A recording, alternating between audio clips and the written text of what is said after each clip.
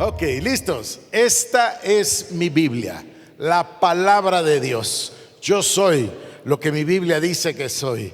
Tengo lo que mi Biblia dice que tengo. Y puedo hacer todo lo que mi Biblia dice que puedo hacer. Hoy la leeremos, la escucharemos. Y la semilla incorruptible de la palabra de Dios formará mi vida para siempre. Amén. Aprovechamos entonces en abrir de una vez dos pasajes. Vamos a ir, por favor, a la carta a los Colosenses en el capítulo 1 y Deuteronomio capítulo número 6. A ver, lo voy a decir mejor ordenadamente. Deuteronomio 6, después Juan 1 y después Colosenses 1. ¿Está bien? Bueno, hace 2 domingos compartimos con ustedes un mensaje que yo definí como un mensaje profético. Estaba pensando yo que este es verdaderamente un mensaje teleológico. Yo no sé si había oído esa palabra, es bien interesante, porque es una palabra que tiene que ver con el fin. Mucho antes de que se hablara de pensamiento estratégico, ya existía el concepto teleológico. Es lo mismo, es cuál es el objetivo, cuál es el fin. Y yo quiero hablar con ustedes de que estamos viendo una serie de señales que son señales del fin y que nosotros como iglesia tenemos que tomar conciencia. Hemos compartido con ustedes muchísimo más de una vez el plan de las edades, como Dios vivía en la eternidad. Él vive en la eternidad, Él es, recuerdan que hablamos de esto. Y luego Él crea una especie de paréntesis y a eso le llama tiempo. Y entonces dice, en el principio Dios creó los cielos y la tierra. Y luego, por supuesto, crea toda la creación y el ser humano. Y a partir de ahí hay el elemento tiempo. Nosotros no podríamos vivir sin tiempo. Nosotros hablamos de ayer, de hoy, de mañana, de pasado mañana. Nosotros no podemos vivir sin tiempo. Pero Dios, el Olam, es eterno. Así que el tiempo para Él es una cosa insignificante. Pero creó este espacio de tiempo con un propósito. Y ahí entonces crea el ser humano y empezamos a caminar con los patriarcas en la historia bíblica. Y llegamos al momento donde Él llama a Abraham, se llamaba Abraham, luego lo convierte en Abraham, y de Abraham Dios saca su pueblo. Tenía un objetivo, Dios siempre tiene un objetivo, Dios siempre tiene un fin en mente, Él conoce el fin desde el principio. Entonces saca su pueblo de Abraham, y es un pueblo distinto a todos los otros pueblos, y Dios lo diseña de esa manera con el objetivo después de sacar a su hijo de ese pueblo, Israel. Y por supuesto viene Jesús al mundo y el Señor Jesucristo va a la cruz para abrir el camino de nuestra salvación, para pagar por nuestros pecados, para darnos su justificación, etcétera, etcétera, etcétera. Toda la doctrina de la imputación. Y luego de la resurrección, entonces se crea esto que llamamos la iglesia. Y por supuesto que ahí tenemos a los apóstoles y ahí tenemos al apóstol Pablo y luego pasamos al libro de Hechos de los Apóstoles y vemos a la iglesia del Señor Jesucristo. La iglesia tiene un propósito. El propósito, miren esto, crea los cielos y la tierra para crear al ser humano, para crearse un pueblo, para traer a su hijo, para que salve a un pueblo, que después es la iglesia, que será su novia y después su esposa. Y luego cierra el paréntesis cuando dice, y entonces la iglesia reinará con Cristo por los siglos de los siglos. Y volvemos a entrar a la eternidad. ¿Cómo es? No lo sé, ya lo sabremos, pero entonces viviremos, dice, por los siglos de los siglos. Esta es la señal, este es el lenguaje de la eternidad. Entonces Dios tiene un propósito, Dios tiene un plan. Yo a eso le llamo el plan de las edades, puede llamarle como usted quiera. Pero el tema es que Él tiene un objetivo, tiene un fin, Él lo conoce. Y es tan misericordioso que Dios nos deja profecía. Nos deja la profecía bíblica con el objetivo que podamos guiarnos en ese proceso. Y a la profecía de los tiempos del fin se le llama escatología. Y en la escatología están todas esas profecías de Daniel, de Ezequiel, de Isaías, por supuesto el Apocalipsis, en fin, toda la profecía bíblica que nos va diciendo cómo van a ser las cosas. Ahí entendemos que hay un milenio, ahí entendemos que después del milenio el diablo todavía es soltado por un tiempo, y ahí entendemos cómo es atado y echado al lago de fuego por los siglos de los siglos. Entonces, hay un propósito, hay un objetivo, y la iglesia es parte verdaderamente importante de ese propósito en el corazón de Dios. Entonces, este mensaje que yo estoy compartiendo con ustedes tiene muchas partes. Por un lado tiene la parte histórica. Me he servido de la Reforma como un marco, no solo para explicarlo, sino para entenderlo. Por el otro lado, me he servido de los reformadores como siervos de Dios, dedicados a Dios, que hicieron ese impacto en la historia de la humanidad, basados en un solo concepto, que es la Escritura, Cristo, la gracia. Es decir, poner todo, como lo dijimos en las palabras de Juan Calvino, en la centralidad de Dios. Por eso se dice que Calvino era obsesionado con la majestad de Dios, obsesionado con la supremacía de Dios, obsesionado con la centralidad de Dios. Cuando Dios está en el centro, todo va a funcionar. Imaginen ustedes, a ver, por supuesto que lo hemos visto en películas, pero imagínense ustedes si el sol se saliera de su centro. Imaginen todo lo que pasaría en el universo, se desbarataría todo. Bueno, Calvino lo dijo hace 500 años y nosotros lo decimos el día de hoy. A Cristo se le ha quitado del centro de la iglesia. Perdió el centro. Fue reemplazado en la iglesia evangélica del día de hoy. Dios y Cristo fueron reemplazados del centro. ¿Y qué pasó a ocupar el centro? El yo.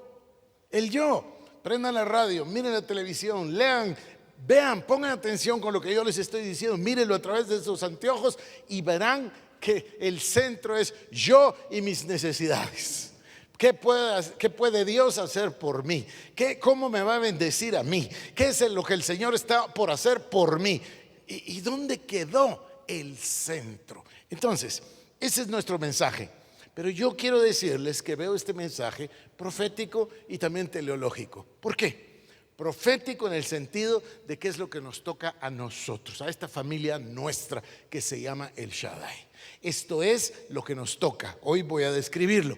Número 2, teleológico sí, porque tiene que ser alineado con el fin, pero no con el final, sino con el objetivo, con el fin de Dios. ¿Cuál es el objetivo final para nosotros? ¿Qué es lo único que importa? Lo único que importa es estar en Cristo. Lo único importante es la voluntad de Cristo. ¿Y cuál es el final más glorioso que podría pasar para nosotros?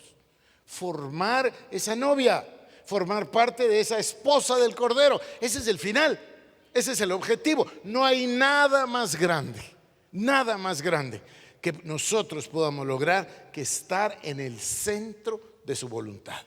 Y de esta centralidad estamos hablando. Quiere decir que estamos nosotros comprendiendo dentro del marco de la Reforma lo que Dios espera de nosotros, lo que le reveló a esos hombres y mujeres de Dios que vivieron hace 500 años, que vieron cómo la iglesia se había desviado y que tuvieron el entendimiento de parte de Dios para retornar al camino. De eso se trata nuestro mensaje. A ver, vengan conmigo y vayamos a Deuteronomio capítulo número 6 para comenzar. Acompáñenme. A ver, ustedes saben que un judío tiene 2 o 3 deberes en la vida.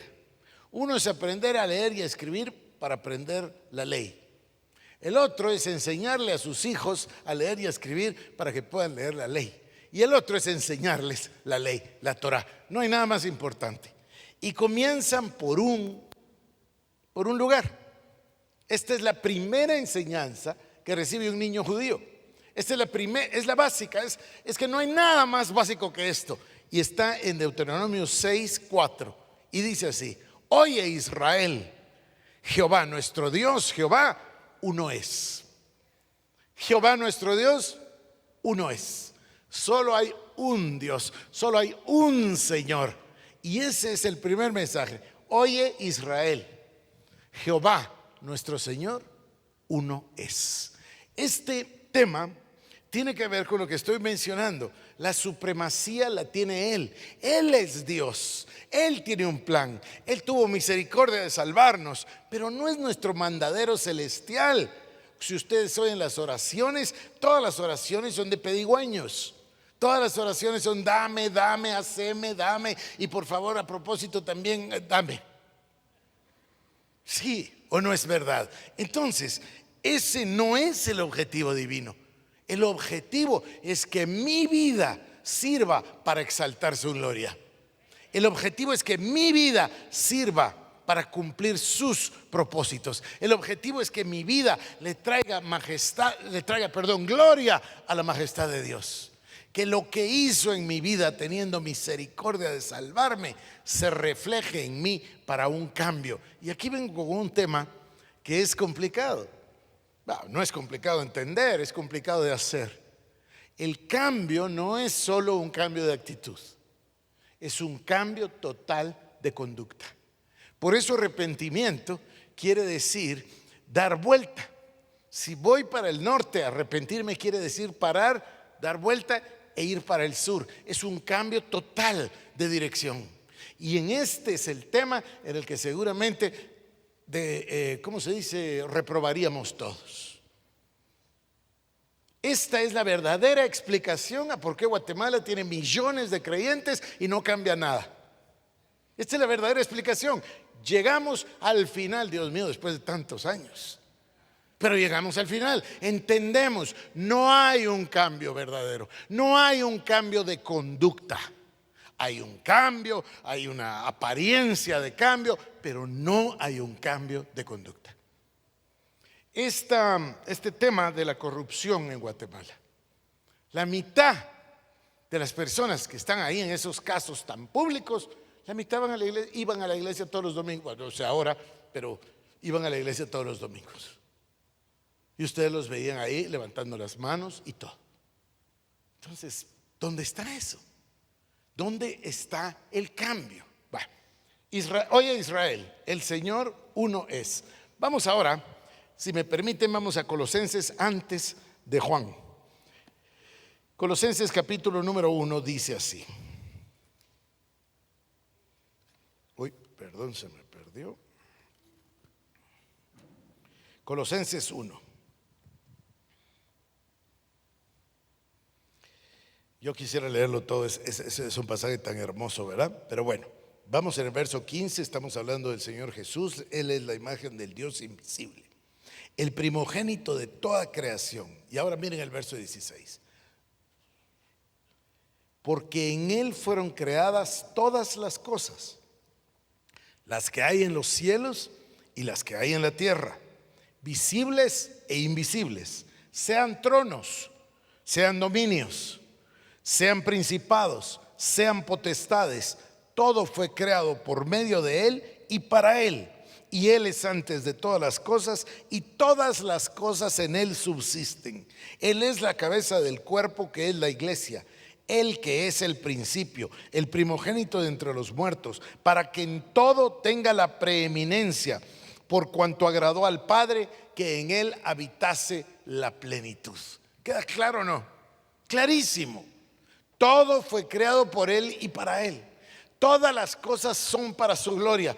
Yo creo que debemos volver a leerlo. Versículo número 16. Porque en Él fueron creadas todas las cosas, las que hay en los cielos y las que hay en la tierra, visibles e invisibles, sean tronos, sean dominios, sean principados, sean potestades. Todo fue creado por Él, todo fue creado por medio de Él y para Él.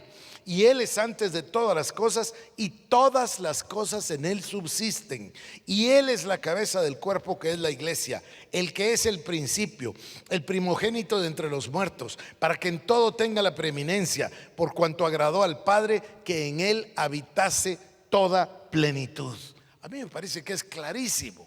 A mí me parece que está diciéndonos que toda la creación, todo. Y fíjense que yo hice una aseveración hace 2 semanas donde decía, y todos los seres humanos, y todas las cosas, y todos los ángeles, y todos los demonios, todo es suyo. Y a lo mejor suena un poco extraño, pero aquí lo dice, lo acabo de leer.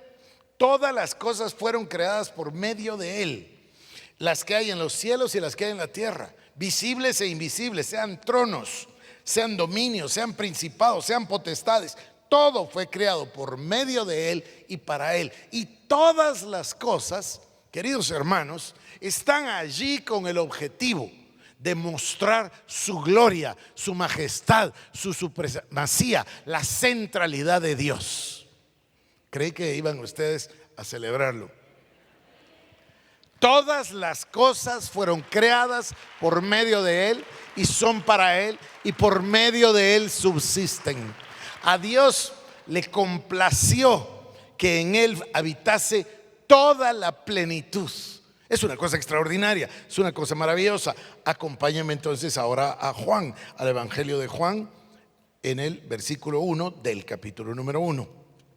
Y vamos a leer lo mismo otra vez, es el mismo concepto. Aquí está. En el principio era el verbo, y el verbo era con Dios, y el verbo era Dios. Este era en el principio con Dios. Todas las cosas por Él fueron hechas, y sin Él nada de lo que ha sido hecho fue hecho. En Él estaba la vida, y la vida era la luz de los hombres. La luz en las tinieblas resplandece, y las tinieblas no prevalecieron contra ella. Está clarísimo. Dios Todopoderoso, nuestro Padre, el Señor Jesucristo, tienen esa majestad, esa gloria, esa centralidad. Cuando la reconocemos, cuando lo entendemos, no solo racionalmente, sino en nuestro corazón, entonces lo que procede, y esta es la idea que estoy dándoles del tema teleológico, lo que procede cuando se entiende es retornar a ese centro. Y ese es el punto. Por eso les hablaba yo de un tema profético, por eso les hablaba yo de un cambio, y ese es nuestro futuro. Ese es nuestro futuro, y voy a decirles algo, a lo mejor es la última vez que tenemos la oportunidad de hacerlo.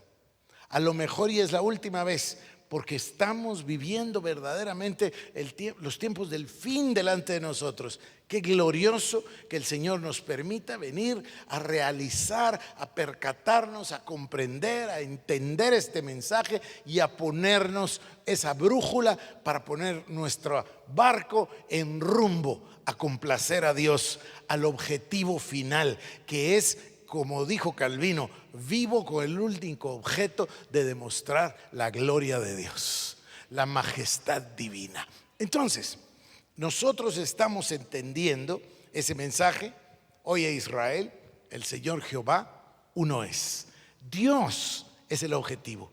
No estamos aquí por nosotros, esa sustitución que hemos hecho nosotros. Miren, voy a contarles 2 cosas. Leí ayer un libro bien interesante. Creo que ya lo había leído una vez, pero ayer lo leí con tanto interés. Es un libro de un pastor que se llama Erwin Lutzer, que ha escrito mucho sobre Lutero y sobre la Reforma. Y entonces repetía él lo que yo les conté a ustedes, que el amor romántico para Juan Calvino no significaba mucho. Él quería una señora que fuera tranquila, que no fuera extravagante, que fuera piadosa y que lo cuidara. ¿Se acuerdan de eso? Bueno, entonces el autor del libro entra a definir o a elaborar sobre Idelette. Idelette se llamaba la esposa de Juan Calvino, Idelette. Yo les conté que Idelette estaba casada con Juan, que asistían a la congregación. Cuando vino la plaga, ella quedó viuda y años después se casó con Juan Calvino y trajo 2 niños, un niño y una niña, al hogar de Juan Calvino. Los 3 hijos de ellos 2 murieron al nacimiento y a las 2 semanas. Entonces, por lo menos tenía los hijos de ella. Pero entonces, Idelette da también su parte de la historia. Y este pastor lo capta en el libro. Y entonces dice que Calvino no viajaba mucho, se mantenía muy en sus labores, predicaba predicaba de lunes a viernes 5 mensajes, además daba las clases, predicaba 3 veces el domingo y además escribía. Y esto, dice, lo hacía a pesar de que solo comía una vez al día porque vivía enfermo del estómago. Aparte las migrañas, aparte la gota. Me pareció tremendo, ¿no? Bueno, pero luego entra el autor a hablar de Catherine von Bora. Catherine von Bora era una monja que a quienes alcanzan los escritos de Lutero. Entonces ella y 11 monjas más abandonan el convento y huyen con el objeto de llegar hasta la ciudad de Wittenberg y poder participar de la reforma. De las 12, 3 regresan a sus hogares y las otras 9 permanecen en Wittenberg. Y una de ellas, que se llamaba Catherine von Bora, von porque era noble, se casa con Lutero. Y entonces cuenta también de que es una mujer sumamente industriosa, trabajadora. Lutero dice que vivía en la más absoluta pobreza porque todo lo regalaba. Entonces ella era la que trabajaba y el monasterio lo convirtió en seminario y le daba alojamiento a los jóvenes que venían a estudiar, etcétera. Muy industriosa. Pero entonces ella también da su parte y dice, parte del trabajo arduo era cuidarlo a él en sus múltiples enfermedades. Y describe una serie de enfermedades. Deben ser seguramente las enfermedades también pertenecientes a la época. Como el mismo autor decía, recuerde usted que no había agua potable, ni había luz, ni había calefacción, ni había ningún tipo de transporte público, ni había ni agua potable, etcétera, ¿no? Entonces, seguramente que esto tenía que ver. Pero en los dos encontramos unas personas que no tienen un libro que diga cómo ser sanado. No estaban preocupados por eso. Estaban preocupados exclusivamente por la centralidad de Dios y de la palabra, no la de ellos. Si ustedes leyeran la oración que hace Martín Lutero cuando muere su hija, es una oración impresionante. Incluso cuando le habla a la niña y le dice, es una niña de 6 años, y le dice, ¿qué quieres hacer? ¿Quieres quedarte con tu padre terrenal o prefieres irte con tu padre celestial? Y después, cuando la niña parte, entonces él escribe una oración, pero la escribe, es que la verdad que escribían todo. Y entonces escribe la oración y le dice al Señor, gracias porque tú la tienes, etcétera. Y le escribe a Melanchthon, su amigo, y le dice, mira, no puedes entender el dolor que estoy experimentando, pero al mismo tiempo tengo la misma intensidad de alegría de que ella esté con nuestro Padre, que total es su Padre y decidió llevársela con él. Entonces, este tema que estoy hablando de la centralidad de Dios es todo un cambio, ver todas las cosas a través de ese lente. No estamos aquí para nuestra satisfacción. No nos vamos a poder llevar nada de lo que tenemos aquí. Estamos aquí únicamente con el objetivo de participar en el plan de Él, y la meta, el fin de cada uno de nosotros es llegar a ser parte de esa novia y de esa esposa para poder ir con Cristo por los siglos de los siglos. Esto requiere un cambio de dirección, requiere un cambio de pensamiento, orientar todo en nuestra vida. Ahora, vamos a ser más prácticos, porque Dios nos está hablando como iglesia y seguramente esto es un desafío, y este es un desafío glorioso que nos va a conducir seguramente hasta el final. Entonces, todo esto, hermanos, nos va enfilando en una ruta, pero el centro, como para que no se nos quite esto de la mente, el centro es Cristo Jesús. El centro es Dios, la gloria, la majestad de Dios. No hay nada más alrededor que pueda nublar ese concepto. Y voy a llegar un poquito más lejos. Si ese concepto es nublado de alguna manera, olvidado de alguna forma, y vuelve a ser sacado del centro, del puro centro, y el yo ocupa ese centro, o el amor a la vida, o los deseos de los ojos, o los deseos de la carne, o la vanagloria de la vida, o un demonio, todo eso le pertenecerá al diablo. exclusivamente y al reino de las tinieblas. Cualquier cosa que no esté en el centro o cualquier cosa que evite que Cristo sea el centro de mi vida, sobra. No sé si me estoy explicando, pero no solo sobra, es verdaderamente un dardo del enemigo. Cualquier cosa. Ahora, yo estoy plenamente consciente de que no se puede cambiar de la noche a la mañana. Y estoy plenamente consciente de que nos hemos acostumbrado a un evangelio homocéntrico. Nosotros en el centro. No es así, es cristocéntrico. Entonces el cambio no va a ser tan fácil. Emilio me escribió esta semana y me dice que qué me parecería hacer 100 noches sobre la reforma. No sé, la vez pasada estaba yo más joven, pero quizás hago 50 o 30. Pero no es mala idea, no es nada mala idea, porque una dosis masiva de la palabra de Dios, de la palabra expositiva de Dios, nos puede regresar verdaderamente a todos al camino. Una vez nosotros estemos otra vez con esa claridad del objetivo, entonces podemos iniciar un trabajo de evangelismo y discipulado hacia afuera. Pero creo que no es mala la idea, porque ahorita hay que trabajar hacia adentro. No es que nosotros nos hayamos apartado de Dios, pero es que verdaderamente perdimos el rumbo como iglesia. Hace muchos años, perdónenme la grosería, hace muchos años que yo no puedo ver televisión cristiana. Hace muchos años, porque no me gusta lo que veo, porque no veo que sea para exaltar a Dios. Y ahora lo estoy usando con este lenguaje. Antes ni sabía por qué, no me gustaba. Tenemos que regresar a la pureza del evangelio de Juan y de Pedro y de Pablo y de San Agustín y de Calvino y de Lutero. Muchos ejemplos tenemos para seguir. Quería compartir este mensaje con ustedes. Vuelvo a insistirles, en mi corazón no cabe duda de que es un mensaje profético. Entre más medito al respecto, más escrituras encuentro por todas partes de que el concepto verdadero es el concepto de que lo único que tiene valor para nosotros es adorar al Padre. No mencioné hoy el concepto que mencioné hace 2 semanas, lo voy a volver a repetir, el concepto Dios es. ¿Se recuerdan, verdad? Moisés, ¿se recuerdan?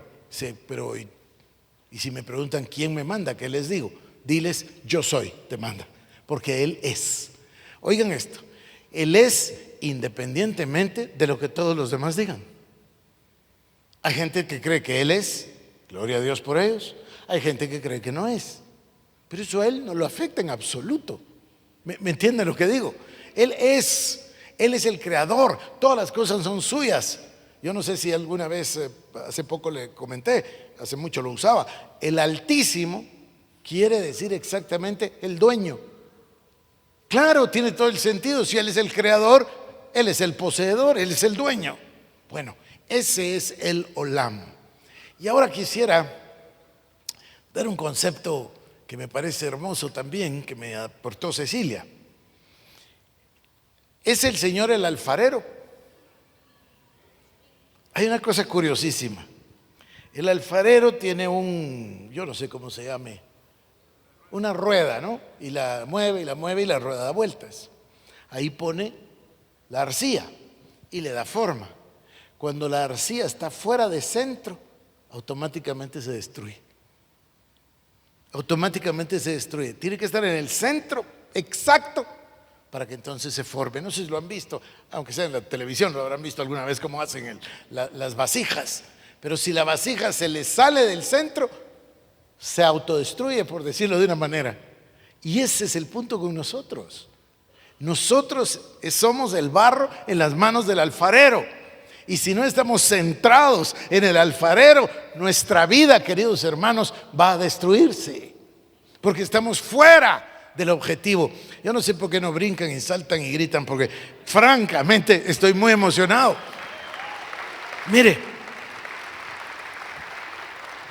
Miren esto. Dios nos ha dado todas las herramientas. Hemos hablado de esto todo el tiempo. Los colegios con los niños, la universidad para los jóvenes y adultos, la radio para llegar a todo el país, la iglesia, por supuesto, manos de amor, todas las cosas. Y ahora imagínense toda esa infraestructura con una cosa más importante que la infraestructura, que es el entendimiento.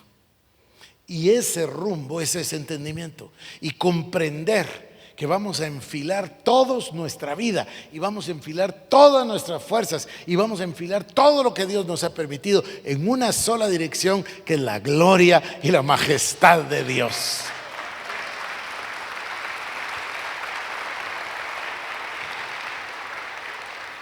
No me hago ilusiones de que esto es cosa de días. No lo es.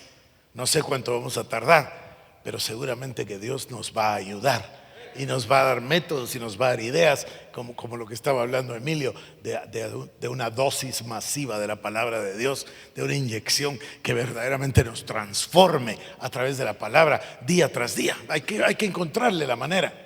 Pero queridos hermanos, yo estoy verdaderamente emocionado de que Dios en su misericordia nos hable, nos muestre y nos redirija para su gloria, para su propósito, para su plan y objetivo.